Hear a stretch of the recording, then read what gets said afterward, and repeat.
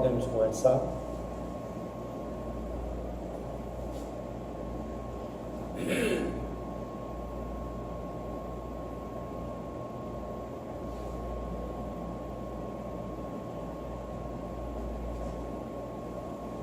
Pessoal, vamos falar aqui dos fundamentos da República Federativa do Brasil. Para nós interpretarmos e falarmos nos fundamentos da República Federativa do Brasil, nós vamos abrir a nossa Constituição, tá certo? E tentar pontuar o artigo 1º da Constituição, tá certo? Então, o nosso objeto de reflexão será o artigo 1º da Constituição. Vamos refletir, vamos interpretar esse artigo. Artigo 1º. A República Federativa do Brasil, formada pela união indissolúvel dos estados e municípios e do Distrito Federal, constitui-se em Estado democrático de direito e tem como fundamentos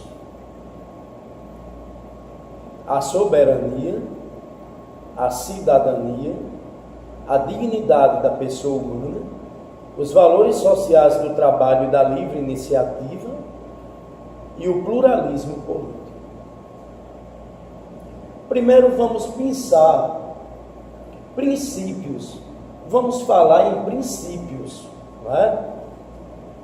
Princípios que são exatamente os fundamentos. Os fundamentos de quê? Da República Federativa do Brasil. Então eu tenho aqui o princípio republicano e o princípio federativo. Quando eu penso no princípio federativo, eu estou lembrando de quê? Que nós estamos diante de uma federação de estados, não é? Essa federação é formada por quem? Pela união indissolúvel de estados e municípios e do Distrito Federal. Nós vamos lembrar que essa forma de estado, não é? O Estado Federal possui soberania. Quem inaugurou? Aonde é que inaugura-se o Estado Federal? Na primeira Constituição da República Brasileira, a Constituição de 1891, não é? E os estados? Ora, os estados que formam a federação, eles possuem autonomia, não é? Se eu vou verificar essa autonomia, ela é autonomia de quê? Tá certo? Então eles vão ter autonomia, não é? Na auto-organização, autolegislação, autogoverno, não é? Autoadministração. Todos os estados, frente a essa palavrinha chamada autonomia, eles elaboraram as suas constituições. Cada estado que compõe a República Federativa do Brasil, todos os estados têm a sua própria Constituição. Todos os estados possuem seu conjunto de normas, de leis, que são elaboradas pelas assembleias legislativas de cada estado. lei complementar estadual, lei ordinária, né? Todos esses estados, através do voto direto, secreto, universal e periódico, eles elegem os seus deputados e também os seus governadores. E os governadores vão administrar esses estados. Então eu não posso ler o artigo 1º da Constituição sem pontuar também o artigo 18 da Constituição, que está falando na organização desse Estado, né? no construto organizacional administrativo do Estado brasileiro. O Estado brasileiro é o quê? É o Estado federal, que possui a soberania. Não é? E essa organização administrativa, que é formada pela União, os Estados membros que compõem a Federação, o Distrito Federal e os municípios, possuem a autonomia. Ainda no artigo 1º, eu tenho 2 princípios. O princípio democrático, né? Eu vou encontrar o princípio republicano, o princípio democrático, né? O princípio federativo, e tudo isso é importante por quê? Porque o princípio é o alicerce, o princípio é o fundamento. Nós tomamos emprestado lá da arquitetura, né? A palavra fundamento significa que está estruturado, que está alicerçado nesses fundamentos. No inciso 1º do artigo 1º, eu tenho a palavrinha a soberania. Soberania está retratando o quê? Que eu estou diante do Estado federal, que é soberano, né? A palavra soberania é muito antiga.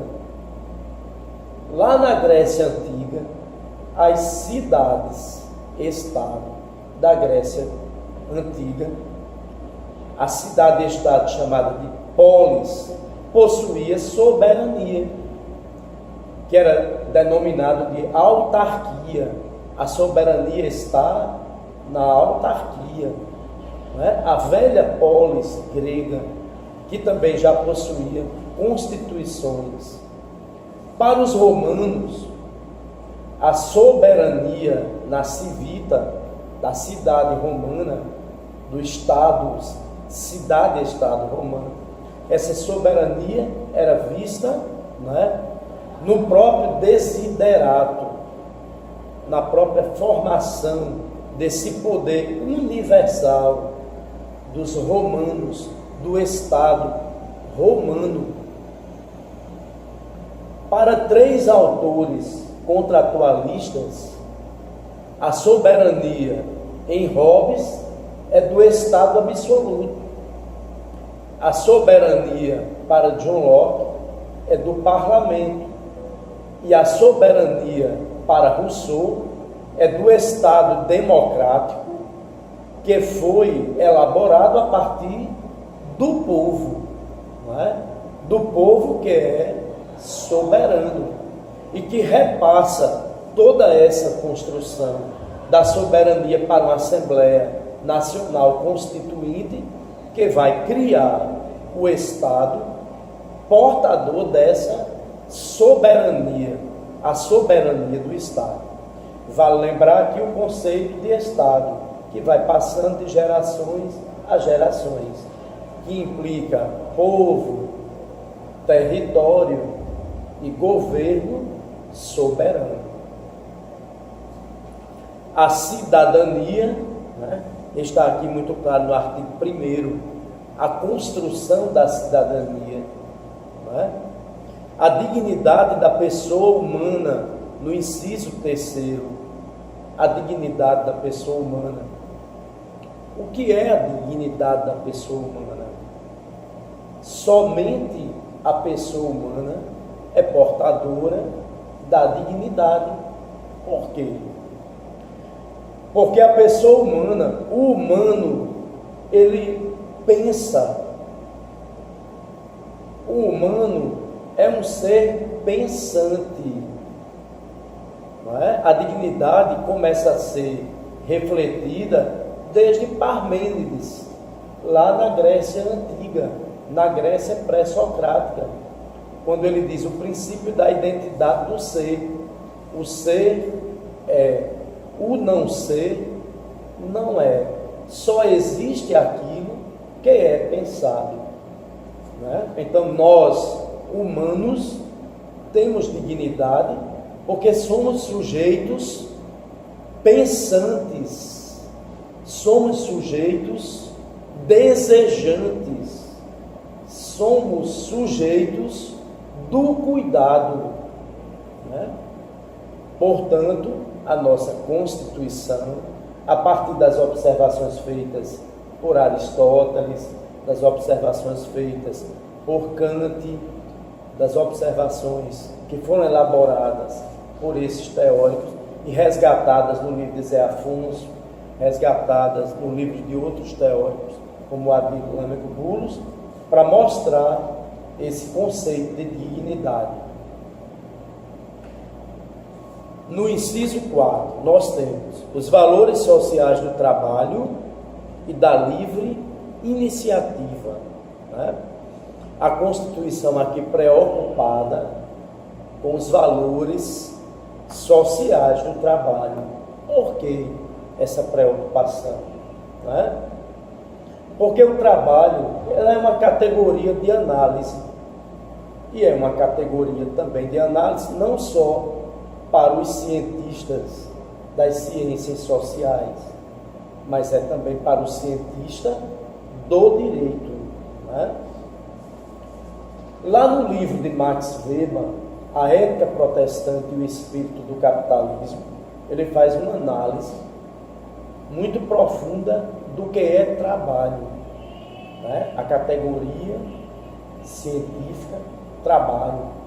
Trabalho é vocação, trabalho é especialização, trabalho é viver para o trabalho e do trabalho. Já Marx vai observar o fenômeno do trabalho a partir da dialética entre trabalhadores, né, e patrões, onde ele vai analisar também a questão da exploração dentro do modelo de capitalismo, né, e não só de capitalismo, como do feudalismo. Há uma dialética entre, né, quem trabalha e quem obedece os patrões. Os patrões, eles possuem todos os instrumentos de trabalho e o trabalhador entra com a sua força de trabalho. E o direito vem aqui para quê? O direito vem aqui para dar ao trabalhador, né, direitos. Então, há uma preocupação nesta Constituição, que é a Constituição de 88, com direitos do trabalhador. Aposentadoria, férias, 13º, licença paternidade, licença maternidade, o direito à greve. Então, tudo isso são elementos do trabalho que estão ligados a essa categoria, os valores sociais do trabalho. Há algumas críticas, porque eles colocaram no inciso 4 os valores sociais do trabalho e da livre iniciativa. Livre iniciativa diz respeito, não é, a um princípio que vem desde o livro o livro A Riqueza das Nações como um princípio do capitalismo, um princípio do liberalismo, que é a livre iniciativa. Então nós mostramos logo aqui que essa Constituição, ela também abraça o sistema do modo de produção capitalista. No artigo 170, os outros princípios vão aparecer, que é o livre mercado e o princípio também da propriedade, a propriedade privada. No inciso 5, o pluralismo político. Né? O pluralismo político diz respeito ao homem como ser que pensa, ao pluralismo das ideias filosóficas, ao pluralismo das ideias políticas, ao pluralismo das ideias políticas e sociais, a liberdade para poder pensar, a liberdade para o homem escrever, pensar, pesquisar, elaborar os projetos de pesquisa dentro das instituições, das universidades, né? A liberdade de cátedra, a liberdade de pensar em sala de aula, de fazer também com que os estudantes pensem, não só decorem regras ou decorem artigos, mas pensem o direito, pensem o mundo social, pensem, né? Leiam os clássicos, leiam Hobbes, leiam os clássicos do direito, como Kelsen, leiam Bobbio, façam leituras sobre Karl Marx, que é de importância fundamental também para a gente entender o mundo, entender as relações. Então, pluralismo político